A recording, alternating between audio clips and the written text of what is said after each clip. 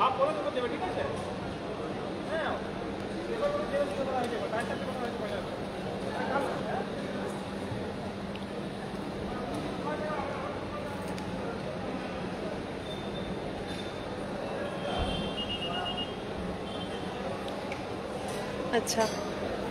লাইভটা শুরু হয়ে গেছে। লাইভটা যদি দেখা যায় এবং সব কিছু ঠিকঠাক থাকে তাহলে একটু যারা লাইভে জয়েন করবেন আমাকে একটু জানাবেন। ফোন আসছে আবার।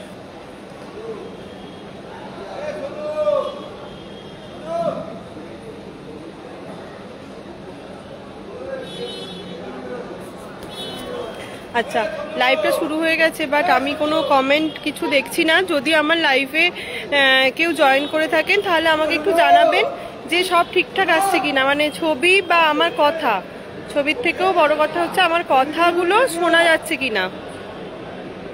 কারণ হাইকোর্ট বুঝতেই পারছেন যে এখানে সিগন্যালের ভীষণ প্রবলেম। আমার কথাগুলো ঠিকঠাক শোনা যাচ্ছে কিনা একটু আমাকে জানাবেন। কেউ একজন মেসেজ করে জানান যে হ্যাঁ সাউন্ড ঠিকঠাক আছে কিনা।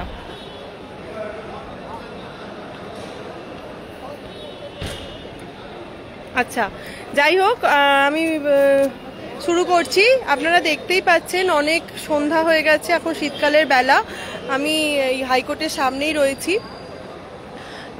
প্রথমেই বলে দিই, যারা কেস আপডেটে রয়েছেন বা যারা এখনও গ্রুপগুলো ফলো করেন, গ্রুপে রয়েছেন, তারা জানেন যে অলরেডি আমাদের নোটিফিকেশান বেরোনোর এবং নোটিফিকেশানে ফর্ম ফিল আপ শুরু হওয়ার পরে 23-25 ব্যাচ, মানে 23-25 ডিএলএড ব্যাচ যে ডিএলএড করেছে সেই রকম বহু ক্যান্ডিডেট, তারা অনেক অনেক জন আর কি অ্যাডভোকেটকে দিয়ে, প্রায় 3-4 জন অ্যাডভোকেটকে দিয়ে কেস ফাইল করেছিলেন। বহু ক্যান্ডিডেট, কোথাও 400 জন পিটিশনার, কোথায় 98 জন পিটিশনার, এরকম বহু ক্যান্ডিডেট কেস ফাইল করেছিলেন যে তাদেরকে এই রিক্রুটমেন্টে সুযোগ দিতে হবে, মানে এই নিয়োগ প্রক্রিয়াতে ফর্ম ফিল আপ করে ইন্টারভিউ দেওয়ার সুযোগ দিতে হবে এই আবেদন নিয়ে।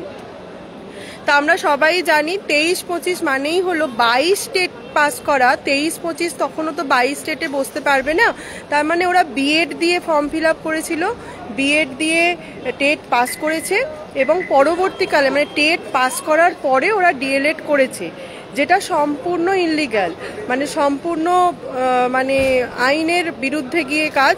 এটা আমাদের কোনো এনসিটির রুলস বা আমাদের বোর্ডের রুলস কোথাও লেখা নেই যে আগে টেট পাস করে তারপর ট্রেনিং নিতে হবে। যেটা ভাবে ঘুর পথে বিএডরা আমাদের রিক্রুটমেন্টে ঢোকার চেষ্টা করছে, সেইটাকে থামানোর জন্য সেই মামলাতে আমরা অর্থাৎ অ্যাসোসিয়েশনের তরফ থেকে আমরা ক্যান করে ঢুকেছিলাম এবং পরপর দুদিন সেই মামলাটার ডেট থাকা, মানে মেনশনিংয়ের পর দুদিন থাকা সত্ত্বেও হয়নি। আজকে আমি এসছিলাম, আজকে মামলাটা হয়েছে এবং 22 স্টেট এবং 23 স্টেটে যাতে 23-25 ক্যান্ডিডেট, মানে 23-25-এর ডিএলএড ব্যাচ যাতে 22 স্টেট পাস এবং 23 স্টেট পাস এরা যাতে অংশগ্রহণ করতে না পারে সেই বিষয়ে আমাদের যে উকিলবাবুরা ছিলেন, চতুর্বেদী স্যার ছিলেন, চিত্তপ্রিয় স্যার ছিলেন, সোমেশ স্যার ছিলেন, আর বোর্ডের তরফ থেকে তো সুবীর সান্যাল, রাতুল স্যার, এরা তো ছিলেনই। তো এনাদের সকলের বক্তব্য অনুযায়ী আমাদের যে মেন পয়েন্টটা, যে এরা তো টেটেই ইনভ্যালিড, মানে এদের যে 22 স্টেটটা দিয়েছে সেখানেই তো এরা ইনভ্যালিড। সেখানে এর পরবর্তীকালে তাদের রেজাল্ট পাবলিশ হলো কি না হলো, মানে ডিএলএডের 23-25 যে ডিএলএডের রেজাল্ট বেরোলো কি না বেরোলো, তারা রিক্রুটমেন্টে কখনোই অংশগ্রহণ করতে পারবে না, কারণ 23-25 সালে ডিএলএড করা, এদিকে 22 স্টেট পাস, এরা কিন্তু ইনভ্যালিড। আবার এদিকে 23 স্টেটরাও, মানে 23 স্টেট পাস করেছে যে ক্যান্ডিডেটরা, তারাও কিন্তু 23-25-এ ইনভ্যালিড।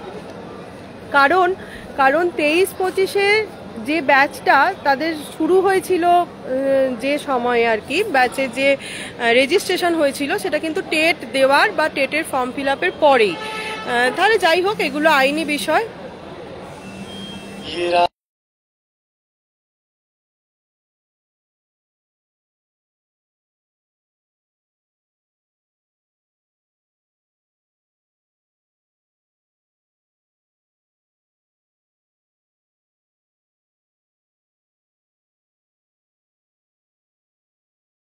এখন চলছে 2025-এ, সেখানে যাতে 23-25 ব্যাচ, সে 22 স্টেট পাস হোক বা 23 স্টেট পাস হোক, যাতে কোনোভাবেই অ্যালাউ না হয়। আমাদের কাছে যথেষ্ট স্ট্রং গ্রাউন্ড আছে এবং আপনারা জানেন আমি সেই মামলার পিটিশনার ছিলাম। এর আগেও একটা মামলা করা হয়েছিল, যারা বিএড দিয়ে টেট পাস করেছিল, সেই বিএড দিয়ে যারা টেট পাস করে টেট সার্টিফিকেট পেয়েছিল, সেই সার্টিফিকেটগুলোকে যাতে ইনভ্যালিড করা হয় সেই বিষয়ে। তো সেই মামলাটাও এই মামলার সাথেই, মানে সেই যে ইন্টিম অর্ডার ছিল সেই মামলাটাতে, তো সেই ইন্টিম অর্ডারে যে ওদের টেটটাই ইনভ্যালিড, মানে 22 টেটটাই ইনভ্যালিড যারা বিএড দিয়ে টেট পাস করেছিল। নো সাউন্ড, নো সাউন্ড মানে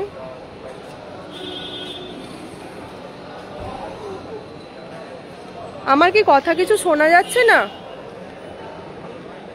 একটু জানাবেন আমার কথা কি শোনা যাচ্ছে না? কিন্তু এখানে তো সবকিছু রয়েছে।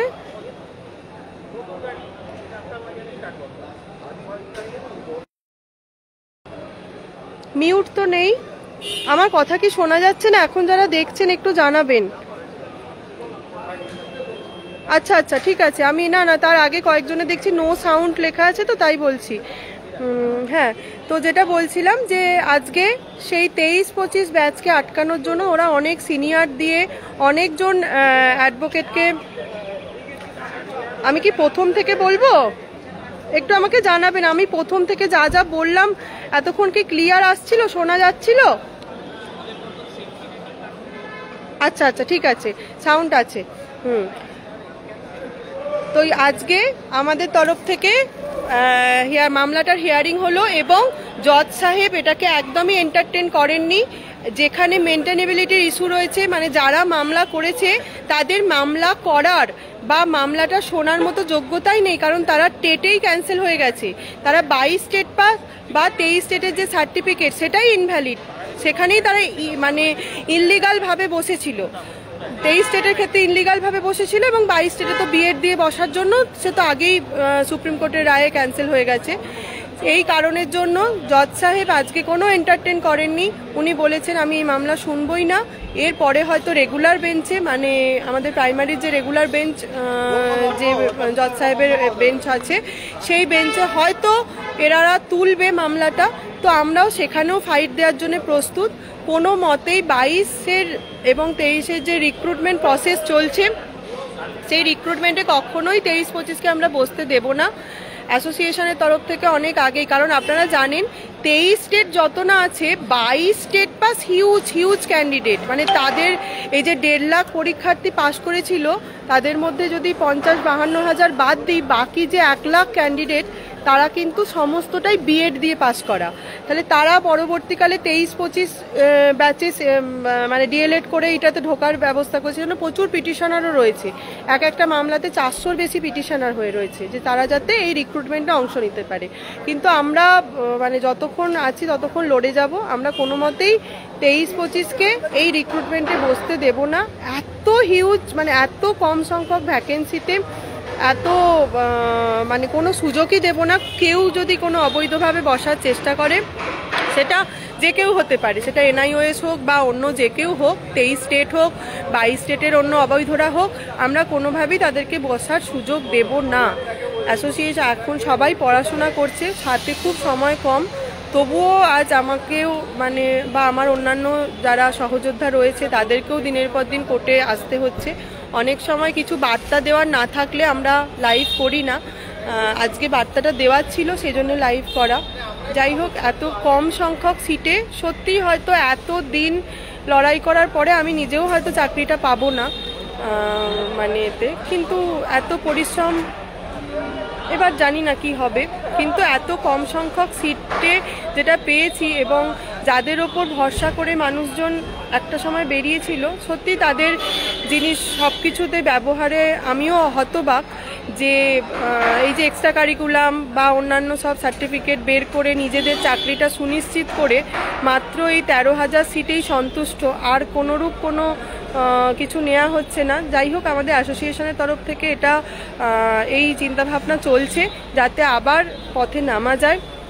বা কিছু একটা প্রতিবাদ করা যায় বা যে কোনোভাবে যাতে সিট সংখ্যাটা বাড়ানো যায়, সেটা আইনি পথে বা অন্য কোনো দিক থেকে, সেটা চেষ্টাই মানে চলছে। জানি না কতটা সফল হব। তো এই পর্যন্তই। আগামী দিনে আরও তো অনেক মামলা আছে, যেগুলো যখন যা আপডেট আসবে কেউ না কেউ জানিয়ে দেবে। এই পর্যন্তই। যে আজকের মামলা সারমর্ম হচ্ছে এটাই যে 23-25 বসার চেষ্টা করেছিল বা আগামী দিনেও করবে, সেই জায়গাটায় আমরা বাধা হয়ে দাঁড়িয়েছি। এর আগেও আমাদের ইন্টিম অর্ডার রয়েছে, বিএডদের সার্টিফিকেট বাতিল মামলাটা, সেই মামলাটাও রয়েছে, এবং এই মামলাতেও আমরা কখনোই 23-25 যারা সম্পূর্ণ অবৈধ তাদেরকে কখনোই এই রিক্রুটমেন্টে ফর্ম ফিল আপ করার বা ইন্টারভিউতে সুযোগ দেওয়ার কোনো এক বিন্দু চান্স আমরা ছাড়বো না। আপনারা সকলে পাশে থাকবেন। চলুন আজকে এই পর্যন্ত।